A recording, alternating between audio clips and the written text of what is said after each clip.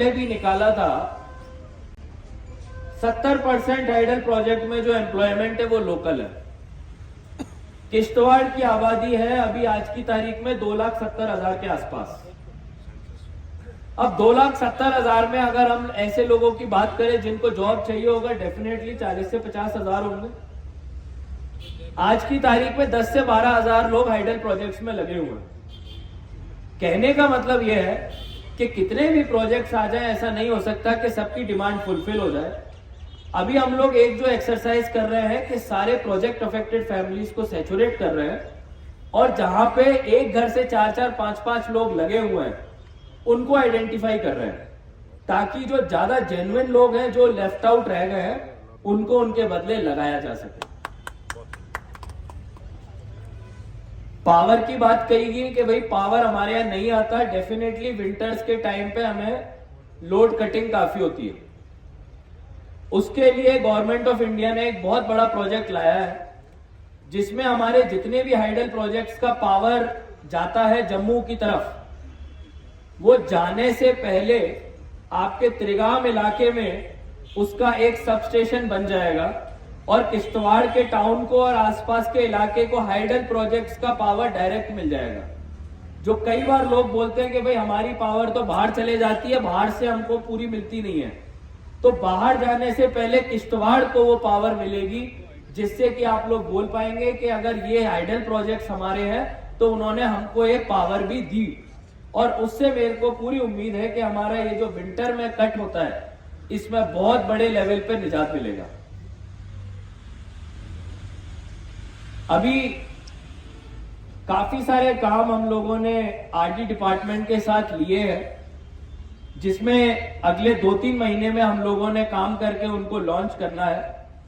एक हमने जीडीसी में अपने डिग्री कॉलेज में ऑडिटोरियम को कंप्लीट करके शुरू करना है। उसमें जितने भी हमारे मेडिकल के एस्पिरेंट्स हैं, नीट के जो बच्चे हैं, उन लोगों ने कोचिंग करनी है। वो कोचिंग किसने करानी है? बायजूस हो, अन अकेडमी हो, आकाश हो, एलन हो, उसके लिए हम लोग टेंडर डाल रहे हैं। मेरे को उम्मीद है सीईओ विद पीडब्ल्यूडी उस टेंडर को आज या कल में अपलोड कर देंगे। अभी एग्जाम आ रहे हैं बच्चों के, अगर कुछ बच्चे छूट गए हैं अभी भी, तो आप लोग अपने बच्चे को मेडिकल में भेजने के लिए, तैयारी के लिए जम्मू भेजते हैं, 1-1.5 लाख रुपया खर्चा होता है। आप लोग उनको यहाँ पे करवाइए। सरकार 80 लाख रुपए तक इसमें खर्चा कर रहा है, और इस पैसे को हम लोग यूज करके आपसे एक केवल 990 रुपए पर महीना ले रहे हैं, ताकि सीरियस कैंडिडेट आए। कई पेरेंट्स सोचते हैं 990 रुपए में कहां से टीचर लाओगे।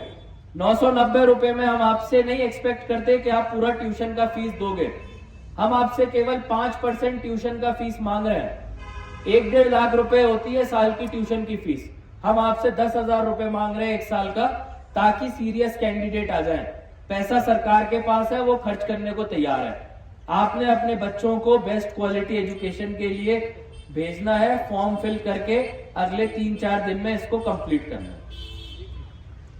उसके अलावा अभी कई जगहों पे जरूरत आई थी, चौगान में ओपन जिम की जरूरत आई थी, कुछ जगहों पे पैसेंजर शेड्स की जरूरत आई थी। तो दिल्ली वगैरह में आपने देखा होगा बड़े अच्छे बस स्टैंड्स और पैसेंजर शेड्स होते हैं। हम लोग भी कोशिश कर रहे हैं कि प्री फैब्रिकेटेड पैसेंजर शेड्स कुछ जरूरी जगहों पे, जैसे डाक बंगला, फिर हमारा कुलीग चौक हो गया, इस तरह के लोकेशंस में हम लोग लगा दें, जिससे कि लोगों को, जो आम लोग होते हैं, उनको सहूलियत मिले। बस स्टैंड की बात हुई, ऑलरेडी तहसीलदार साहब को, एआरटीओ साहब को, पुलिस को हमने बोला हुआ है। यही बार बार मैं कहूंगा, आपको खुली छूट है, आपको कोई रोक नहीं रहा है।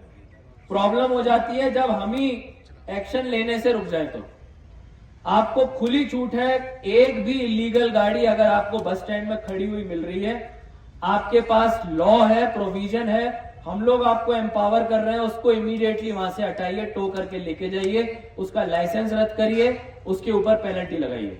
No one stops you, but for this everyone will have to come together and take action immediately. और वो मैं आप सबसे, जो अभी आज हमारे ऑफिसर्स आए हैं, उनसे एक्सपेक्ट करूंगा। बिल्डिंग कोड्स के ऊपर बड़ी इंपॉर्टेंट बात आई कि उधमपुर तक जाना पड़ता है।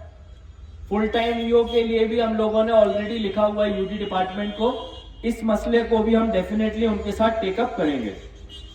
मास्टर प्लान में एरिया बढ़ाने के लिए ऑलरेडी प्रपोजल फाइनल हो गया है, सभी काउंसलर्स को भी इसके बारे में पता है। सीओ केडीए ने मास्टर प्लान का जो प्रपोजल है वो सब डिपार्टमेंट के स्कीम्स को लेके ऊपर भेज दिया है। अब बहुत जल्द इसमें उम्मीद है कि कुछ ना कुछ रिजल्ट आएगा।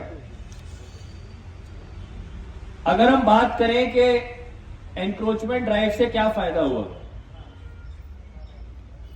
एक जो सबसे बड़ा फायदा हुआ, गवर्नमेंट को ऐसी जमीनें मिल गई जहां पर कि वो टाउन का फर्दर एक्सपेंशन प्लान कर सकते हैं।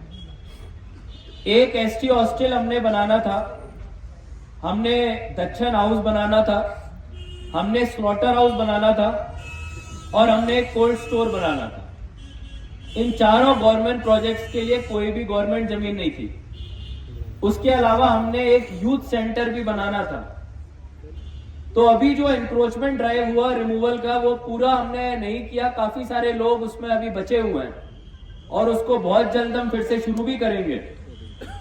लेकिन ये जो ड्राइव हुई, इसमें कई सारी जगहों पे हमने जमीन डिपार्टमेंट्स के एलोकेट कर दी, जिसकी वजह से ये सारे जो मैंने आपको नाम लिए प्रोजेक्ट्स के, सबको जमीन प्रोवाइड हुई और अब ये काम टेंडर की स्टेज पे जा चुके हैं। तो मेरी लोगों से गुजारिश है कि आप लोग एनक्रोचमेंट ड्राइव आगे भी जब हम शुरू करेंगे इसमें हमारा पूरा साथ दें।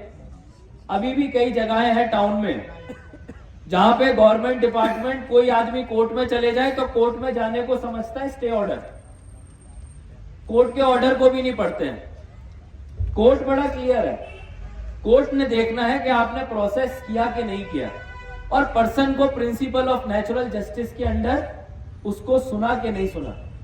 अगर आप अपने स्टैंड पे सारा प्रोसीजर करते हैं तो any delay is your fault. उस केस में हम लोग पब्लिक के लिए जिम्मेदार हैं कि हमने एनक्रोचमेंट क्यों नहीं हटाया जबकि हमको पता था। तो आने वाले टाइम में ऐसी कई जगहों पे जहां पे हमारे रोड के काम रुके हुए हैं, जहां पे हमारे एनक्रोचमेंट रिमूवल के काम रुके हुए हैं, जो भी ऑफिसर ऑफिशियल डिले करेगा हम उसके अगेंस्ट कार्रवाई करेंगे, ताकि एक मैसेज क्लियर जाए that any delay is as good as corruption. So that message has to be very clear from the side of the administration.